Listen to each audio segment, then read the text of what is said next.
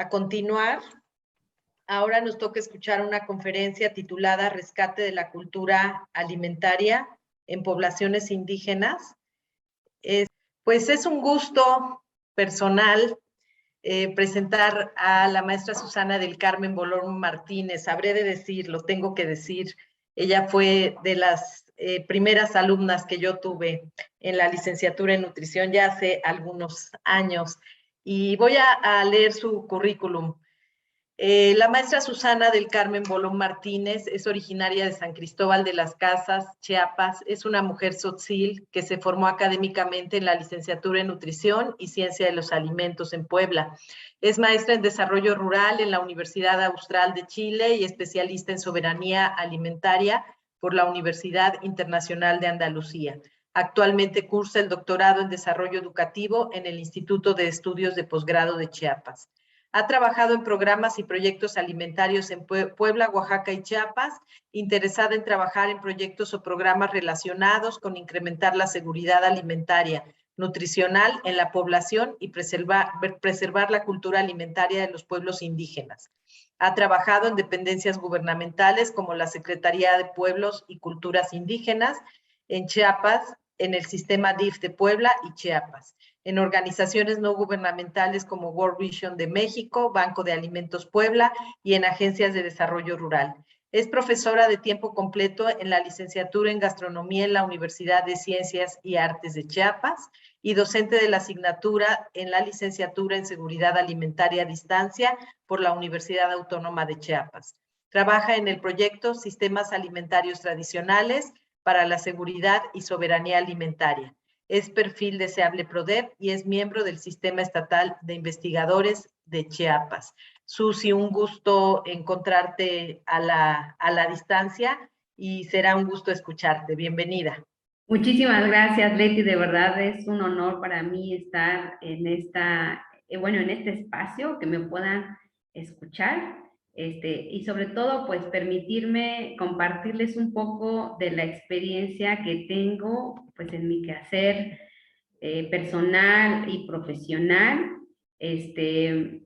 Como bien indicabas, pues, yo estudié nutrición en la Ibero. La verdad me siento muy orgullosa de pertenecer a la Ibero. Y creo que incluso la Ibero misma fue quien al final me permitió elegir el área que ahora sigo cultivando, que es justamente el tema de la nutrición comunitaria. Pero particularmente mi interés se ha enfocado mucho a poblaciones indígenas y poblaciones campesinas. Y pues esa es mi experiencia, como compartirles un poco lo que he encontrado. Ha sido muy interesante escuchar a la doctora Miriam, porque justamente pues vamos a analizar un poco como todas estas situaciones, pero que enmarcan mucho a la población campesina y rural, y que, bueno, como experiencia profesional, también encargada a veces de dirigir algunos programas en temas de seguridad alimentaria, tenemos que considerar muchos elementos, o más bien como una complejidad justamente de la alimentación enmarcada en la cultura alimentaria que ahora voy a mencionar, y que bueno, aunque esto se enfoca mucho a la población indígena, esto lo podemos trasladar también a otros colectivos, a otras comunidades. El sentido comunitario es justamente como este sentido colectivo. Hay un sentido comunitario en las ciudades, por supuesto, ¿no? Entonces no está solo vinculado a la ruralidad. Entonces es importante como diferenciar eso. Entonces, platicarles que pues desde mi experiencia, pues quería mostrarles las dificultades o el contexto de lo que está pasando en muchas comunidades indígenas, perdón, y en medios rurales. Y entonces, en este sentido, lo platicó un poco la doctora Miriam, es decir, estamos inmersos en un sistema complejo donde evidentemente la globalización nos ha alcanzado. También ha alcanzado a las poblaciones indígenas, a las poblaciones campesinas. ¿Qué ha pasado a partir de esta apertura del Tratado de Libre Comercio después de 1994?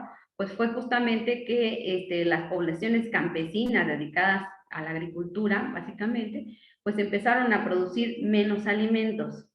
En este sentido, también hubo una tendencia que era como más débil, pero se fortaleció. Empezó como desde los 80 y hasta ahora, en producir alimentos bajo sistemas de monocultivos y el uso de agroquímicos. ¿Qué implicación tiene para nosotros en este sentido? Es importante considerarlo porque estamos tomando en cuenta que muchos de estos alimentos que forman parte de las dietas tradicionales, pues están empezando a desaparecer. Que además ya hay un tipo de contaminación en agua, en suelo, y todo este tipo de sustancias que están alrededor de estos territorios, pues están afectando a la población. Evidentemente, cuando hay una reducción de la producción de alimentos agroecológicos, pues también hay una implicación directa en el sistema agroalimentario, que es la milpa. Por otro lado, también hay dificultades al acceso a la tierra. ¿Por qué voy a marcar mucho esto? Porque al final vamos a darnos cuenta que esta es la base de la alimentación de muchos pueblos campesinos e indígenas. Y en este sentido, pues también, como bien mencionaba la doctora Miriam, efectivamente hay una tendencia en consumir alimentos modernos, como se señalan, que son alimentos industrializados o ultraprocesados. Por otro lado, evidentemente en estas zonas, estas comunidades campesinas e indígenas, pues ha habido un aumento del desempleo. En este sentido, cuando no hay ingresos económicos, pues las dificultades para el acceso a alimentos pues se limita. Entonces, en este sentido, estas comunidades campesinas e indígenas también tuvieron alguna afectación en el acceso a alimentos debido a la pandemia. Algunas no mostraron como muchos cambios, porque afortunadamente producían una base importante de sus alimentos, pero otros mencionaban que sí, que efectivamente no habían podido tener acceso a sus alimentos o no habían podido vender sus productos a los mercados, por ejemplo, y eso les implicaba no tener ingresos. Por otro lado, mencionaba algo muy interesante la doctora Miriam respecto a los programas de apoyo, o sea, programas sociales de apoyo, que pues han generado cierta dependencia hacia estos apoyos, que algunos son de transferencia monetaria, otros son en especies, pero me interesó mucho el comentario que indicó la doctora Miriam cuando decía qué ideas sobre la alimentación se están generando a partir de estos programas. Y en este sentido, sí mencionarles que lamentablemente los programas como por ejemplo los programas del DIF de desayunos calientes o desayunos fríos, por experiencia incluso les comentaré que toman muy poco en cuenta la cultura alimentaria de las poblaciones indígenas a capacidad. Por el contrario, pues coloca alimentos ultraprocesados que muchas veces, como vamos a ir indicando, no son pertinentes a la cultura. Y por supuesto que no son consumidos. Aquí en el mercado de San Cristóbal de las Casas podemos ver a población indígena de municipios cercanos como Sinacatán, Zapanchamula, que vienen y venden productos, estos que reciben de las despensas, porque no son alimentos propios de su cultura, no son de su gusto y muchas veces ni siquiera lo saben preparar. Y bueno, por otro lado, cada vez más las mujeres se están incorporando al ámbito laboral. ¿Esto qué significa o qué repercusiones tiene para la alimentación familiar? En el 2011 tuve la oportunidad de realizar un estudio en varias comunidades para evaluar el programa estratégico de seguridad alimentaria. Y aunque uno de los objetivos es justamente reducir la inseguridad alimentaria, nos encontrábamos que aunque sí proporcionaba proyectos productivos para poder tener mayores ingresos, la realidad era que muchas de estas mujeres no se les preguntaba si realmente querían participar en los proyectos productivos. Casi se les imponía algunos proyectos. Eso por un lado. Pero por otro lado, ¿qué significaba? Que estas mujeres ya no tenían tiempo para ir y elaborar los alimentos. Muchas veces, si tenían suerte, los niños estaban cerca de mamá y les daba algo de comer, pero si no, entonces estábamos ocasionando situaciones en las que los niños también padecían de hambre. Y entonces hay que hacer un balance, decir, ¿cómo es posible que proyectos destinados a reducir la inseguridad alimentaria están provocando otras dinámicas al interior de las unidades domésticas, y esto está ocasionando o repercute en la alimentación de población vulnerable, que en este caso son niños menores de 5 años. Y por otro lado, pues justamente como esta globalización alimentaria de lo que estaban platicando hace un momento, junto con la migración, y están ocasionando cambios importantes en las preferencias alimentarias. Incluso cambios en los tiempos para cocinar, en las maneras de cocinar, y entonces, pues justamente esto cómo repercute en la alimentación general de estas familias. En este sentido, creo que ya se ha mencionado, quizás ya lo han escuchado, cómo estas formas o transformaciones de alimentación como más modernas están ocasionando pues justamente enfermedades no transmisibles como la obesidad, como la diabetes en el caso de la región Alto de Chiapas. Lamentablemente, si ustedes no han escuchado, Chiapas es uno de los estados que más Coca-Cola consume. Y hay investigaciones como el de Paige Pliego, que es investigador del CIMSUR, donde analiza de manera también social el problema de la diabetes, vinculada o articulada al consumo directo de la Coca-Cola. También otras investigaciones como el poder del consumidor, pues han señalado este tipo de situaciones. Y entonces nos estamos enfrentando a situaciones donde incluso la lactancia materna exclusiva está siendo desplazada por el consumo ya sea de atoles, de tés o incluso de Coca-Cola, imagínense ustedes. Y como ya les platicaba antes, la alimentación en los menores de 5 años pues está siendo afectada por diversas circunstancias. Entonces, aunque efectivamente esta pandemia nos ha enseñado que, o nos ha recordado que hay otras estrategias para mejorar nuestra salud a través del uso de plantas medicinales, la realidad y que no debemos de tener o olvidar es que estas poblaciones lamentablemente tienen dificultades a servicios de salud, dignos, a servicios de salud de calidad, incluso muchas veces en los municipios no hay servicios de salud. Entonces, esto evidentemente ha generado que Chiapas sea un estado donde el 52.8% de su población tenga algún grado de inseguridad alimentaria. Entonces, a mí sí me preocupa minimizar el impacto de la globalización en estas poblaciones, porque evidentemente nos damos cuenta que hay un impacto severo.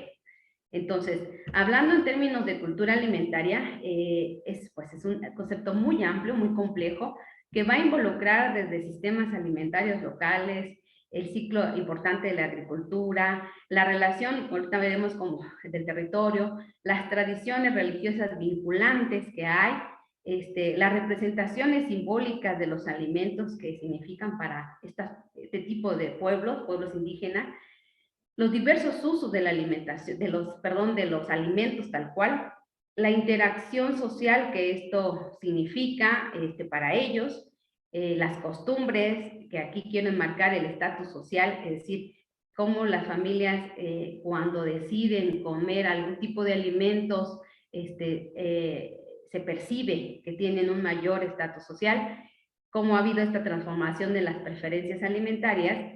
Y bueno, en este sentido, resaltar que en este tipo de pueblos, o sea, de pueblos campesinos indígenas, la milpa sí sigue siendo el agroecosistema por excelencia.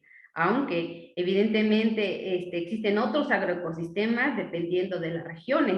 Sabemos que en algunas regiones la producción de maguey es de suma importancia, la producción de nopal, por ejemplo, en Puebla, ¿no? Tlaxcalancingo, si no estoy mal. En el norte de México, quizás la milpa no sea la base fundamental de la alimentación, pero existen otros sistemas, otros agroecosistemas vinculantes que tienen en sí pues una relación, ¿no? con la producción de alimentos, con el acceso a los alimentos, con un agradecimiento, con una relación directa con el territorio. En el caso acá de Chiapas todavía se mantiene una relación estrecha con el territorio, con el agradecimiento a deidades como el agua, el mayo, por ejemplo, que están vinculadas al ciclo agrícola, nuevamente menciono, ¿no? Cómo estas festividades enmarcan algún tipo de forma de alimentación, como por ejemplo el Día de Muertos, que acá tradicionalmente se consumen también diversidades de atoles, dependiendo de los municipios, diversidades de tamales, donde hay algún tipo especial de bebida consumida para estas fechas. cómo estas representaciones simbólicas se mencionaban, ¿no? De cómo las culturas tienen creencias asociadas a los alimentos, como si son fríos, son calientes, si son buenos, si son malos. Y son importantes considerarlos, porque si no lo hacemos, estamos dejando de lado esta riqueza de su cultura alimentaria. Y creo que debemos de tomar en cuenta al momento de realizar planes alimentarios, regímenes alimentarios, cuáles son también este sistema de creencias. Una cosa que a mí me preocupa mucho siempre es que cuando una persona tiene diabetes, en las comunidades campesinas rurales se les quita o se les dicen que dejen de consumir la tortilla, cuando estamos comprendiendo que la tortilla es la base de su alimentación. Entonces, si le estás quitando la tortilla, entonces, ¿qué le vas a dar? Cuando estamos tomando en cuenta que estas familias no tienen suficientes recursos económicos para comprar una variedad de alimentos, ¿no?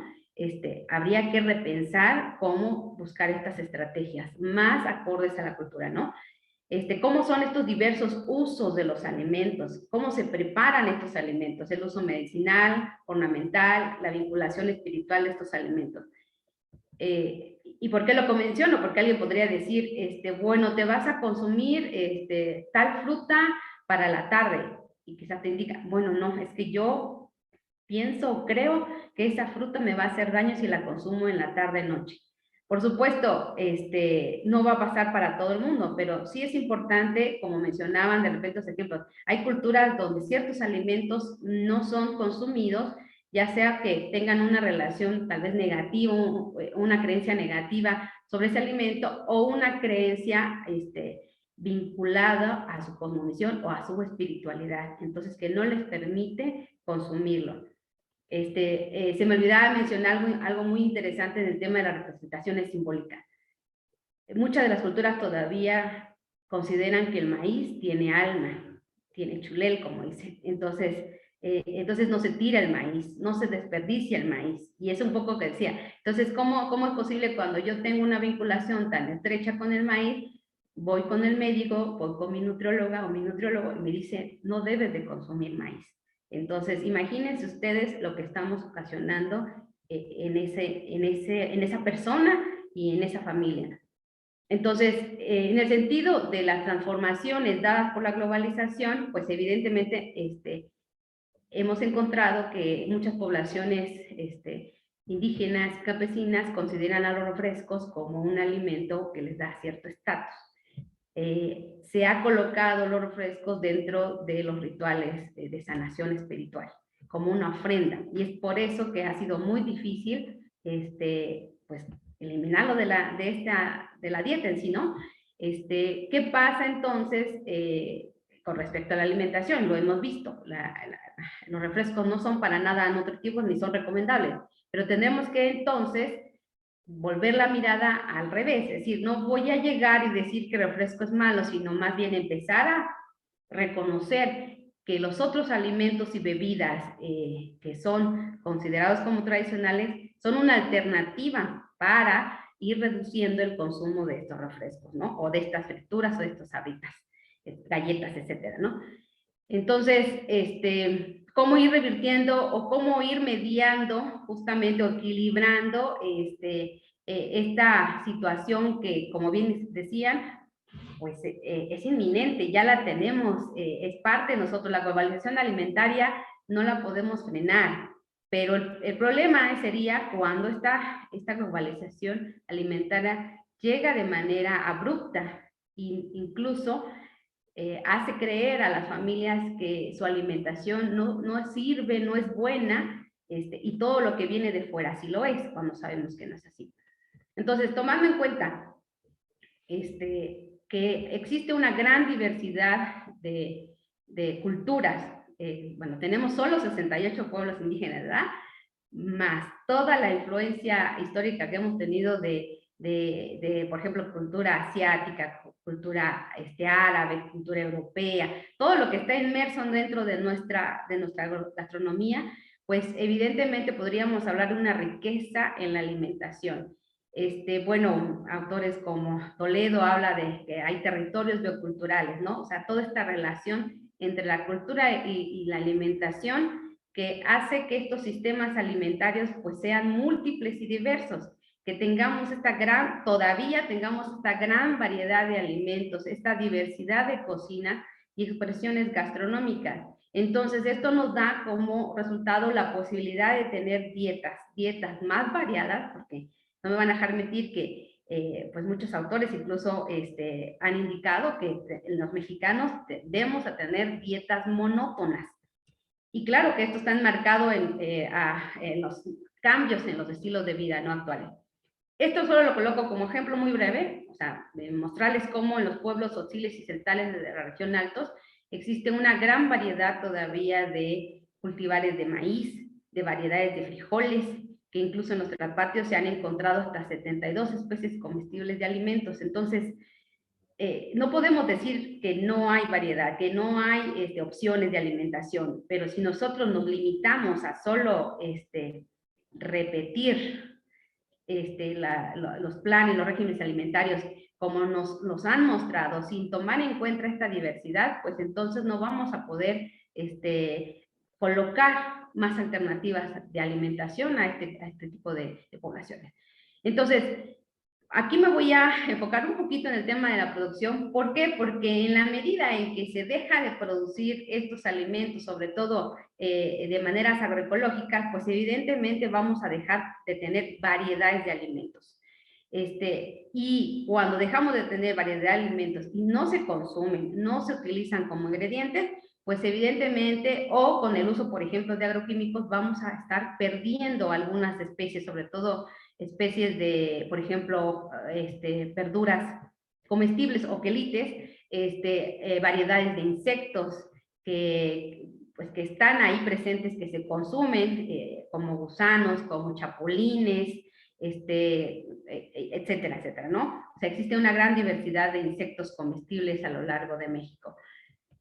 Y bueno, que allá hay propuestas, incluso la famosa dieta de la milpa, que pues se está retomando, que es afortunadamente para mí, que yo sí estoy muy estrecha en la revalorización de este tipo de dietas, pues se está impulsando a nivel nacional.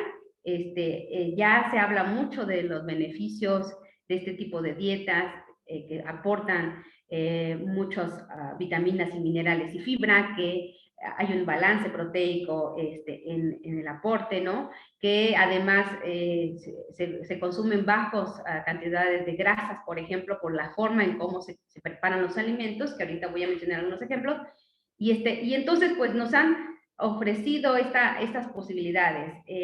Por supuesto, pues vamos a estar tomando en cuenta que sí hay productos ultraprocesados que se están colocando en la dieta de las poblaciones campesinas indígenas, pero no dejar de lado que esta es la base de su alimentación. Entonces, tenemos la oportunidad de que a partir de este tipo de alimentación vamos a ofrecer dietas nutritivas e inocuas. Vamos a favorecer dietas accesibles y pertinentes a la cultura, que además tienen una relación estrecha por lo que significa esa alimentación para la cultura, que son o forman parte de la memoria histórica, ¿no? De todo este bagaje cultural de importancia para ellos. Que también existen platillos y bebidas sabrosos, agradables, que tampoco tendríamos que decir que es insípido o que bueno, de hecho no vamos a poderlo comparar con la diversidad gastronómica que hay, ¿no? Simplemente es otro tipo de gastronomía, pero tampoco la tendríamos que colocar ahí en el rincón, sino más bien decir, es parte incluso de este bagaje gastronómico que tenemos actualmente, ¿no? Entonces, resaltar al final, como nutriólogas y como nutriólogos, la importancia de también tomar en cuenta las cocinas. ¿Y qué significan las cocinas para estas comunidades campesinas indígenas? Saber que estas cocinas son espacios culturales, que no nada más es un espacio físico donde se preparan alimentos y ya, ¿no? Sino saber que se enmarcan también el manejo de ingredientes, el manejo de técnicas, de utensilios incluso tradicionales. ¿Qué significa si dejamos, por ejemplo, el proceso de nixtamalización? Estamos dejando atrás no solo un proceso indispensable para por ejemplo, tener tortillas, tener atoles, y tener un sinfín de platillos y bebidas, pero además estamos estaremos dejando atrás todo un bagaje de conocimientos que ha pues persistido a lo largo de todo este tiempo, ¿no? No lo podemos dejar de lado nada más, porque sí, yo sí veo como problema cómo ahora las familias están consumiendo tortilla de harina de maíz, de máquina, y están dejando de hacer tortilla hecha a mano. ¿Qué implicaciones culturales, qué implicaciones en la alimentación tiene eso? Habría que preguntarse también constantemente eso, ¿no? Y bueno, cómo justamente, además de esto, pues la cocina favorece estos espacios de encuentro en estas dinámicas aceleradas, cambiantes, ¿no? Han permitido que la cocina siga siendo este espacio donde pueden hablar acerca de cómo les fue a lo largo del día, puedan fortalecer los lazos familiares, igual al final de cuentas fortalecer los sistemas de creencias de estos pueblos. Y bueno, y como voy a ir cerrando ya, la importancia de las mujeres. No me gustaría como caer en roles, ¿no? Y decir, bueno, ¿por qué siempre se coloca la mujer en este rol? Pero la realidad de los pueblos campesinos e indígenas todavía es que la mujer sí tiene este rol fundamental de la alimentación familiar.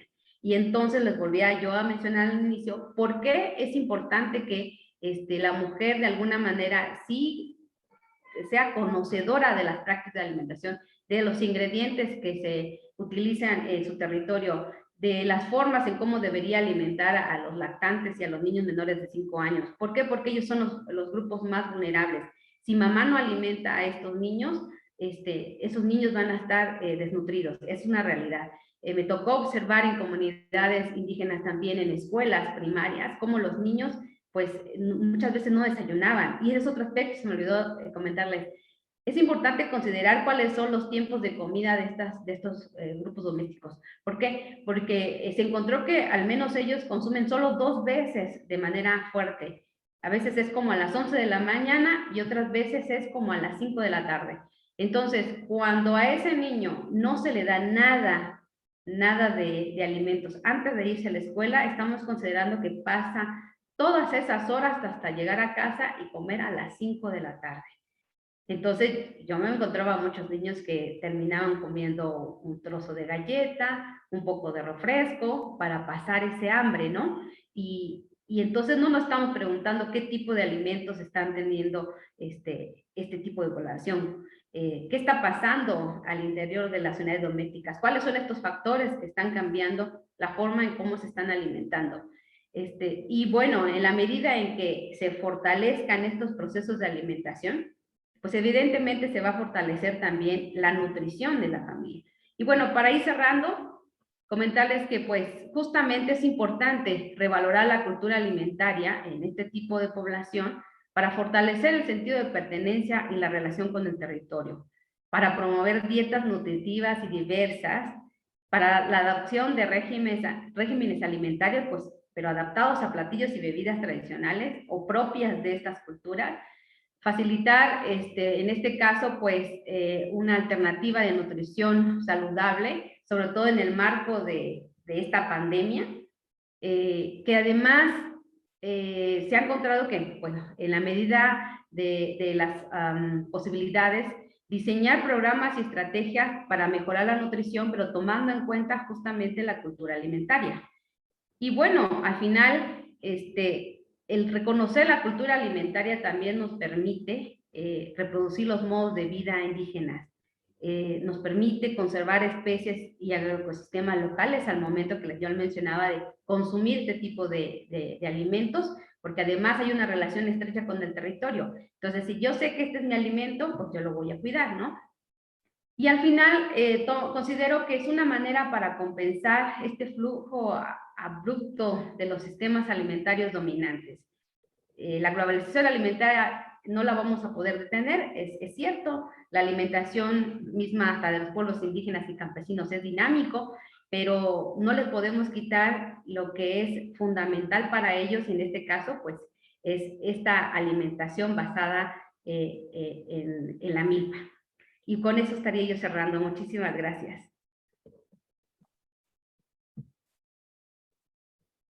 Muchas gracias, Susi. Muy interesante todo lo que nos planteas, derivado del trabajo, pues ya de varios años, de todas tus experiencias. Hay dos preguntas que quisiera hacerte.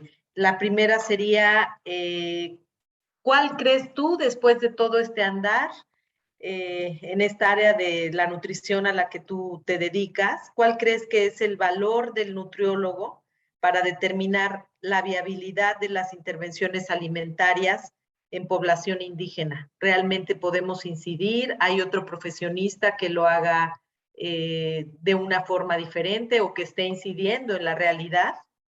Yo creo que también como nutriólogos, nutriólogas, tenemos que tomar en cuenta que debemos de trabajar en equipos multidisciplinarios.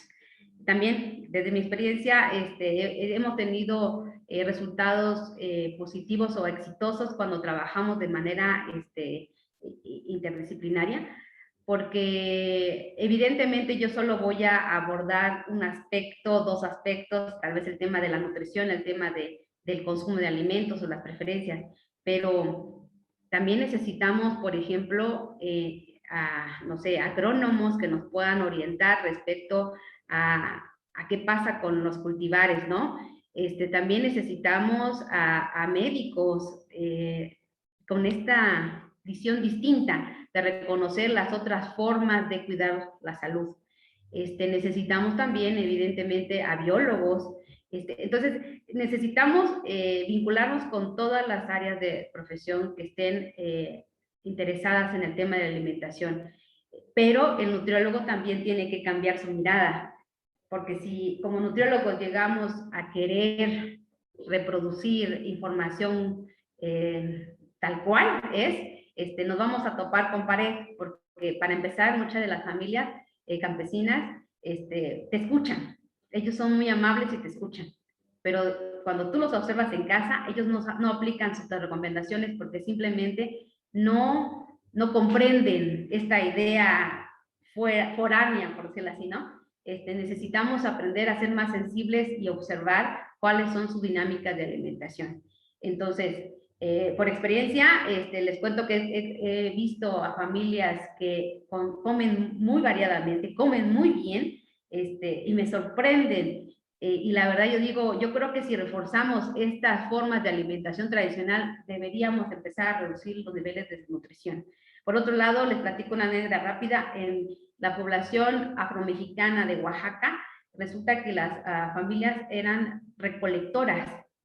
Casi el 60% de su alimentación diaria, de su dieta, era de alimentos recolectados o pescados. Y entonces ellos cultivaban poco, pero los niños menores de 5 años, creo que solo el 10% de los niños menores de 5 años tuvo desnutrición. Entonces, si fortalecemos estas dinámicas alimentarias locales, podemos reducir estos problemas de desnutrición. Entonces, y nos podríamos sorprender y decir, yo creí que como son poblaciones en situación de pobreza, automáticamente están desnutridas, ¿cierto? Pero resulta que no, porque dejamos de ver todas las estrategias de alimentación que están vinculados a su territorio y evidentemente las culturas alimentarias que deberíamos estar fortaleciendo o reforzando, ¿no? Entonces, espero haber respondido la pregunta, creo que me fui por otro lado. No, muy completo. Y Susi, la pregunta del millón, nos pregunta aquí el público, ¿qué tipo de intervenciones conoces para evitar la colonización que los nutriólogos ejercemos sobre las comunidades, ya que generalmente se incita a la pérdida de cosmovisiones con las acciones que pues llevamos a cabo? Bueno, en principio, como dije, reconocer la alimentación. Bueno, el platico. Yo he trabajado una serie de recetarios que justamente estamos tratando primero de reconocer la gastronomía. Que si está un caldito de, no sé, punta de chayote, está bien. ¿Por qué no decir que está bien? Que si está el atolito de maíz, está bien. ¿Con qué más lo podemos combinar? Yo trabajé con estudiantes y resulta que los chicos se sentían apenados de decir que consumían el atole, el bocolich, el pozol, el max, se sentían apenados, pero resulta que ya cuando estábamos hablando con ellos y les decíamos, wow, qué maravilloso, ustedes saben que en la ciudad no lo conocen, ustedes saben que solo en su comunidad se consume el atole agrio, con maíz negro y se quedaban así como, ¿en serio? Sí, o sea, ustedes sabían que estos alimentos les aportan carbohidratos, proteínas, lípidos, igual o mejor que la galleta, que el refresco. Entonces se quedaban así como, ah, ok. Entonces empezaban a darse cuenta que su alimentación era valiosa, que era importante, que incluso ya no se sentían avergonzados, y cuando yo les empecé a preguntar sobre, que me listaran, perdón, los alimentos que estaban en su traspatio, para empezar no querían decir que tenían traspatio, y después empezaron a soltarse. Empezamos a enlistar, creo que alcanzamos en Bustán hasta 70 alimentos en el traspatio, a enlistar. Y entonces se sentían orgullosos y ya empezaban a bromear, pero nos damos cuenta que tenemos que fortalecer la identidad alimentaria para no querer imponer, llegar con una postura de apertura, de humildad y de decir que no vamos a llegar a imponer, sino a escuchar. Y a partir de la escucha, empezar, por ejemplo, a dar platillos regionalizados, a utilizar las técnicas, incluso las técnicas, porque alguien va a decir, ay, no tienes licuadora, ay, perdón, no voy a poder hacer la salsa. No, tendríamos que entonces adaptarnos a la cultura. Tendríamos que, nosotros nutriólogos, bueno, perdón, pero yo no soy muy buena cocinera, nos vamos a topar con eso. Pero lo que sí podemos hacer es seguir fortaleciendo las técnicas de preparación de alimentos que ellos ya conocen y ellos ya tienen. Y tratar de tener esta visión de equilibrio, de equilibrar. Si ya sabemos que tenemos que tener un equilibrio entre los carbohidratos, las proteínas, los hidratos de carbono consumidos a lo largo del día, busquemos dónde están. Siempre digo, ¿dónde están esos carbohidratos? Para no decir, no comas tamal, no comas atole. Es decir, ¿dónde están? ¿Qué te falta consumir? ¿Más verdura, más fruta? Y la verdad es que muchas familias sí las consumen, pero muchas veces son de temporada, y van a haber temporadas donde no va a haber fruta y verdura, entonces hay que tomar en cuenta también eso. Y bueno, creo que se torna a un tema muy bonito para mí particularmente, y espero que haya motivado a ver otra visión más, aportar un poquito más a la visión amplia que el nutriólogo y la nutrióloga tiene. Muchísimas gracias. Gracias a ti, Susi, de verdad bien, bien interesante, muy, muy motivador, ¿no? Y bueno, se nota ahí tu pasión por el tema.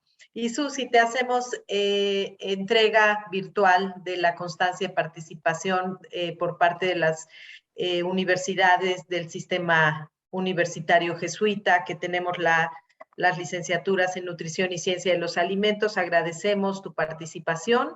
En breve recibirás esta misma constancia en tu correo y bueno, esperemos que sea la primera de muchas maneras de compartir tu conocimiento. Muchas gracias. Mucho y que tengan una excelente jornada. Yo los voy a seguir igual.